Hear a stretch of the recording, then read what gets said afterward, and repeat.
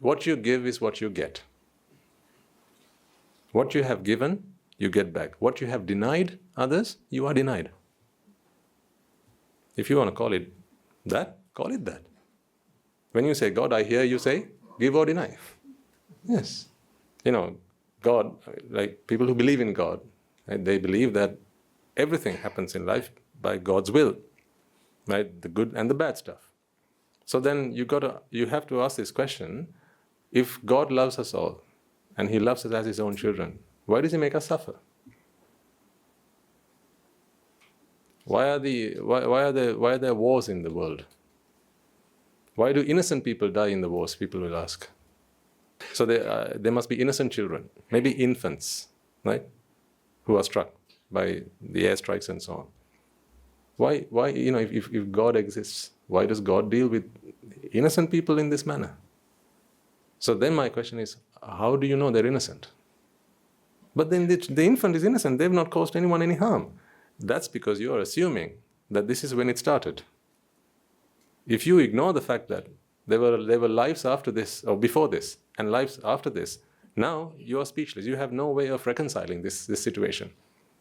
Then you will have to agree that God is unfair. So by the same token that you deny the existence of previous lives, you will also have to deny.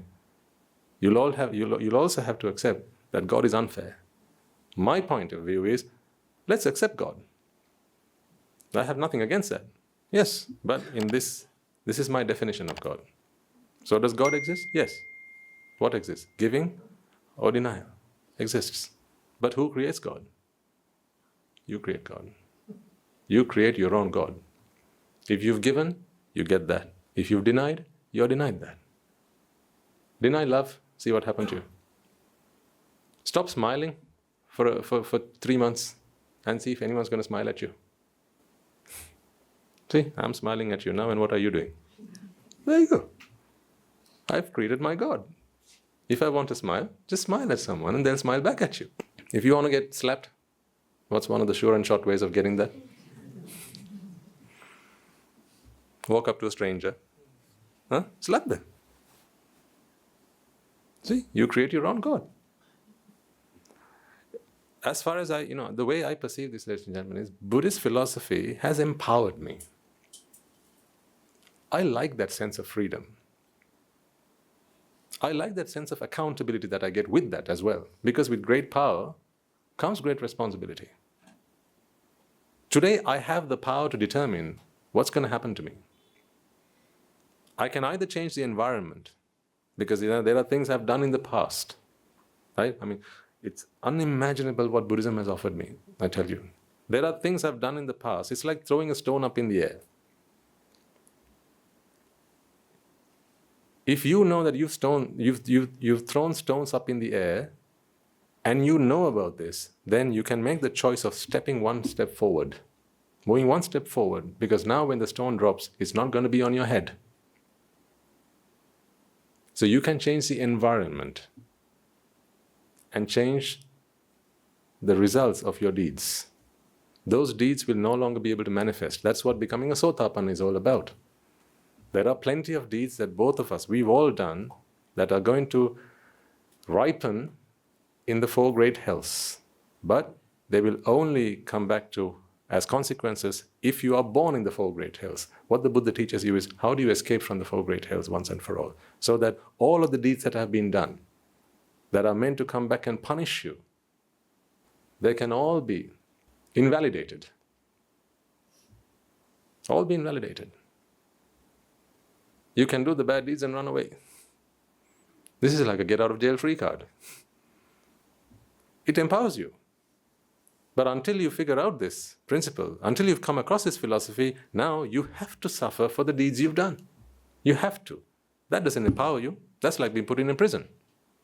And then you're at the mercy of the prison officers. Buddhism has empowered me, and I want it to empower you as well. And then the other thing that it helps you do is, now you know that deeds come back to you as results. So therefore you can decide what your tomorrow is going to be like. You can create your own God. Whatever you want, give it. it'll come back to you manyfold. Whatever you want, you don't want, deny it from coming to others. If you don't want to suffer, what's one of the best things you could do? Exactly. Helps suffering coming to others. That's what I'm doing right now. Because I don't want to suffer. As I don't want to suffer, I'm going to try and teach you how not to suffer. If I want you to suffer, if I make you suffer, then I make myself suffer. That is the phenomenon, that is the principle of the world, that is the principle that governs everything. Would you rather it be that way, or would you rather that someone else call the shots? What do you like?